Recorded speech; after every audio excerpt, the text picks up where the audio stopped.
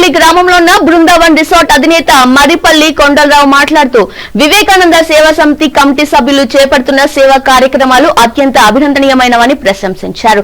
గ్రామీణ ప్రాంతాల్లో అవసరమైన వారికి సహాయం చేయడమే లక్ష్యంగా నిస్వార్థంగా సమాజ సేవలో ముందుకు సాగుతున్న వివేకానంద సేవా సమితి సభ్యుల కృషి ఇతరులకు ఆదర్శంగా నిలుస్తుందని ఆయన పేర్కొన్నారు. సమాజంలో సేవా భావనను పెంపొందించడంలో ఈ సమితి కీలక పాత్ర పోషిస్తుందని ఈ సందర్భంగా కమిటీ సభ్యులందరికీ ప్రత్యేక కృతజ్ఞతలు తెలియజేస్తూ భవిష్యత్తులో కూడా ఇలాంటి మరిన్ని సేవా కార్యక్రమాలు చేపట్టి సమాజానికి మరింత ఉపయోగపడాలని ఆయన ఆకాంక్షించారు. ఈ కార్యక్రమంలో వివేకానంద సేవా సమితి సభ్యులు కంచర్ల గంగాచారి, మంచాల శ్రీనివాస్, చెన్నా దేవేందర్, నాంపల్లి రామచంద్రం, చుక్కా శ్రీనివాస్, వడ్లకొండ హనుమాన్లు, బొమ్మ సురేష్, ఆదిరెడ్డి తదితరులు పాల్గొన్నారు. వారి సమితి ద్వారా నిర్వహిస్తున్న వివిధ సేవా కార్యక్రమాలను వివరాలను ఈ సందర్భంగా వివరించారు.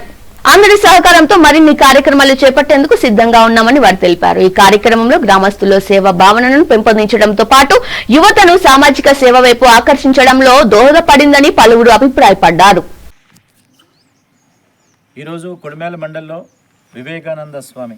స్వామి వివేకానంద వారి జయంతి సందర్భంగా నిర్వహణ చేసినటువంటి ఒక కార్యక్రమంలో ఒక స్టాండర్డ్ డిసిషన్స్ తీసుకోవడం జరిగింది. అందులో భాగంగా ఇక ముందు కేవలం జయంతి రోజునే కార్యక్రమాల నిర్వహణ చేయడం కాకుండా సంవత్సరం అంతా కూడా వారి ఆలోచనల్ని, వారి సూక్తుల్ని, వారి యొక్క పరిజ్ఞానాన్ని, వారు సమాజానికి అందించినటువంటి ఆ మెసేజ్ని యువకుల్లోకి, విద్యార్థుల్లోకి, ప్రజల్లోకి తీసుకొని పోవాలని చెప్పి ఈ సమితి ఒక నిర్ణయాన్ని తీసుకోవడం జరిగింది.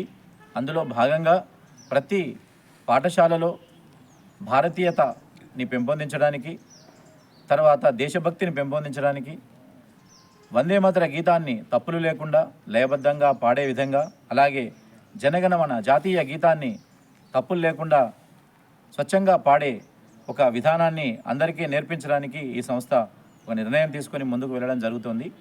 దానిలో భాగంగా సంవత్సరం అంతా కూడా 360 రోజులు ఏదో ఒక కార్యక్రమం వివేకానంద సమితి పక్షాన కొడిమేల మండలం నుండి ఈ నిర్ణయం తీసుకొని ముందుకు వెళ్ళడం, దాంతోపాటు రాబోయే రోజుల్లో మండలం అంతా కూడా గ్రామాన వివేకానంద జయంతి ఏదైతే ఉందో ఆ స్వామివారి జయంతిని ఘనంగా నిర్వహణ చేయడానికి యూతులందరినీ కలిపి సంఘటితంగా ముందుకు తీసుకెళ్ళడానికి ప్రయత్నం చేస్తామని చెప్పి సంఘ సభ్యులు తెలపడం.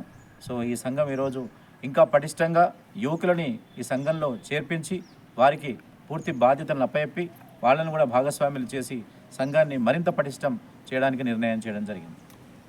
ధన్యవాదాలు.